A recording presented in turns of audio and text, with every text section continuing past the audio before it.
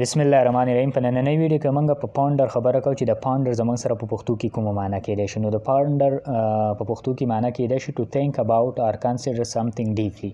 مطلب د یو څیز په باره کې جوور خیال کول، جوور فکر کول، جوور تصور کول. ټیک ته دغه ته څه ویلی کېږي؟ دا ته ویلی کېږي پاونډر په انګریزي کې.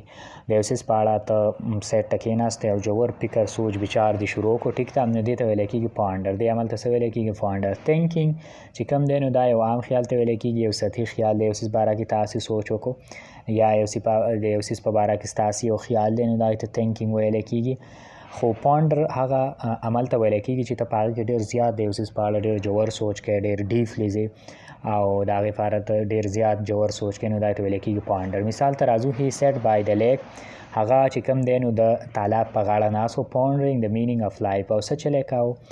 د زندګۍ د مطلب په اړه هغه جوور فکر کاو. ټیک ته جوور فکر یې کاو، جوور سوچ بچاره یې کاو چې یاره د زندګۍ مطلب څه دی.